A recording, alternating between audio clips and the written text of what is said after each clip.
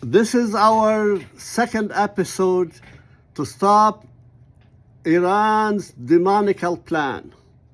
Before continuing this conversation, it would be helpful to chronicle some of the most important events in the region's history.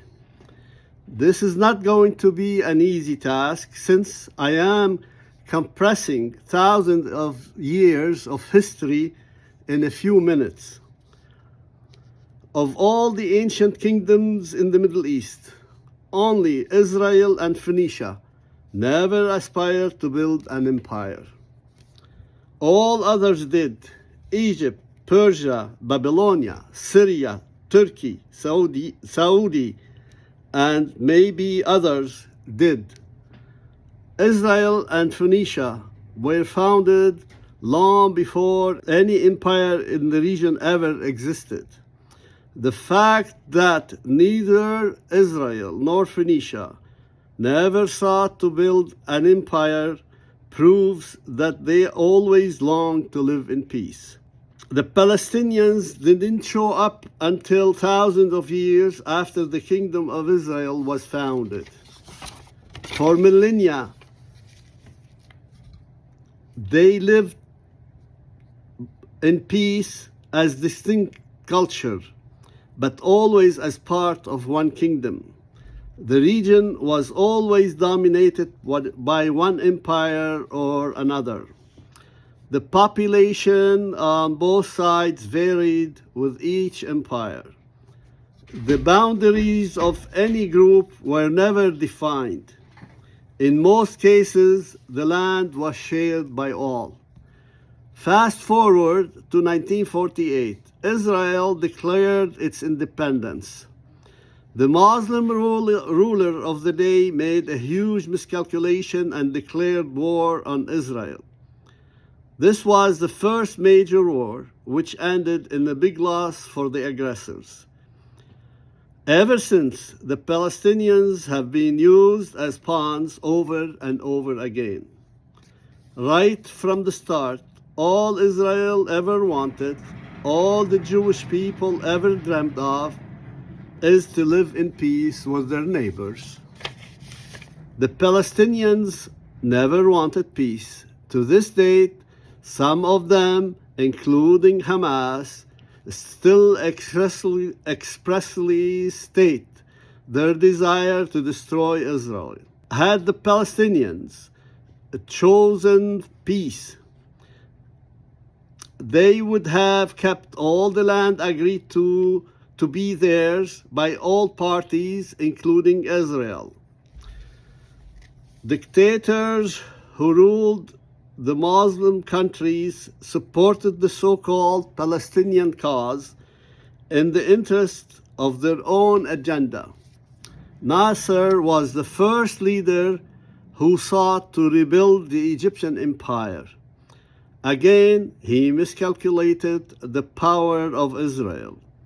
In the War of 1967, Israel destroyed the armies of Jordan, Syria, Iraq, and Egypt. The territories occupied by the Palestinians at the time came under the Israelis' control, plus the Golan Heights. In 1973, another war erupted, the end of which resulted in the same total fiasco. Unlike other leaders, Sadat, the Egyptian leader who was later martyred, sued for peace. Ever since, history kept repeating itself. The Palestinians are sold and bought by one group or another. Several wars later, we end up with Hamas. This time, it was the evil Iranian regime behind starting all these wars. Before going any further, let me warn everyone who wishes to comment, assess, take sides, or merely form an opinion about this conflict, not to rush to judge Israel or condemn innocent Palestinian civilians who only wish to live in peace. Someone once said, Do not believe anything you hear, and believe only half what you see. This adage is very true and accurate about this conflict. What I stated are all historical facts. I challenge anyone to dispute them. Unfortunately, the same cannot be said about most individuals who in the media or those who speak on behalf of one side or another.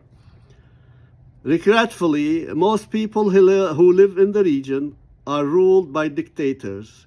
Israel is the only exception. They have no freedom. They're not allowed to doubt and much less challenge their rulers, and they are forbidden to exercise any critical thinking.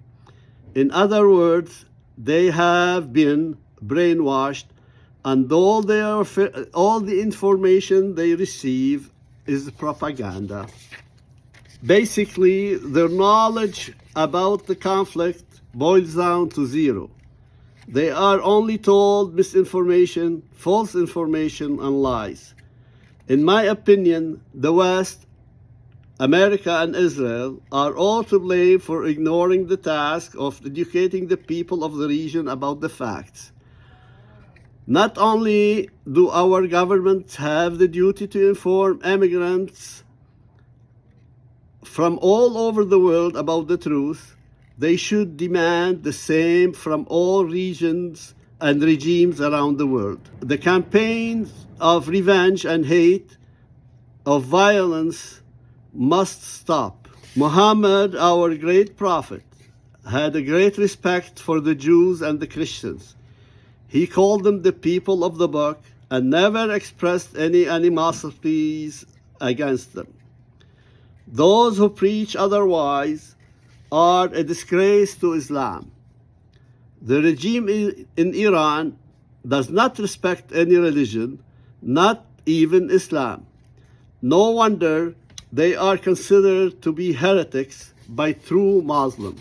In our next episode, we will initiate a daring dialogue to establish the truth and unveil all the facts.